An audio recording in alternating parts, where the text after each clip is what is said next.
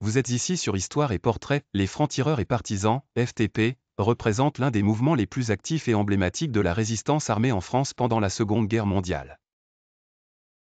Ce groupe, souvent associé à la résistance communiste, s'est illustré par ses actions spectaculaires contre l'occupant nazi et le régime de Vichy, devenant rapidement une force incontournable dans la lutte pour la libération du pays. Les FTP ont vu le jour en 1941, en réponse à l'invasion allemande et à la collaboration du régime de Vichy. À l'origine, il s'agissait d'une branche armée du Parti communiste français, PCF, qui avait été interdit par le régime de Vichy après la signature du pacte germano-soviétique en 1939. Avec l'invasion de l'Union soviétique par l'Allemagne en 1941, le Parti communiste entre officiellement en résistance armée contre l'occupant nazi, et c'est ainsi que les FTP prennent leur essor. Le mouvement recrutait principalement parmi les ouvriers, les membres du PCF, mais aussi les étrangers, notamment des Espagnols républicains ayant fui la guerre civile, des Italiens antifascistes, et même des Juifs immigrés. Les FTP étaient connus pour leur détermination sans faille et leur engagement idéologique fort.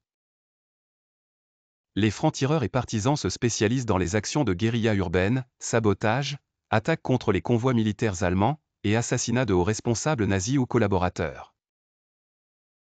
Contrairement à d'autres groupes de résistance plus modérés, les FTP prônaient une résistance active et armée. Ils n'hésitaient pas à employer des moyens radicaux pour perturber l'occupation allemande et fragiliser le régime de Vichy. L'une des actions les plus célèbres des FTP est l'assassinat de Philippe Henriot, un propagandiste du régime de Vichy et fervent collaborateur, en juin 1944. Henriot, surnommé le Goebbels français, était une voix puissante de la collaboration. Son exécution marqua un tournant dans la résistance française, renforçant le moral des résistants et affaiblissant la propagande de Vichy. Les FTP jouaient aussi un rôle crucial dans le sabotage des infrastructures allemandes. Ils détruisaient des voies ferrées, des ponts, et s'attaquaient aux dépôts de munitions pour perturber la logistique des troupes nazies. Ces actes de sabotage étaient souvent risqués et entraînaient de sévères représailles de la part des Allemands. Mais malgré cela, les FTP persistaient, renforçant leur réputation de combattants acharnés. Les FTP fonctionnaient en petites cellules, appelées groupes francs, qui pouvaient être extrêmement mobiles et difficiles à détecter par les autorités. Chaque cellule était indépendante des autres pour limiter les dégâts en cas d'arrestation.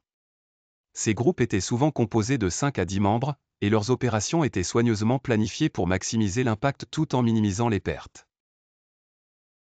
L'un des points forts des FTP était leur capacité à fusionner des éléments issus de différentes nationalités et origines sociales dans une lutte commune.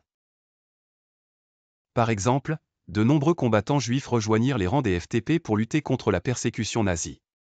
Parmi eux, Misak Manoukian, un immigré arménien, dirigea un groupe de FTP-MOI, main-d'œuvre immigrée, un réseau composé essentiellement d'étrangers.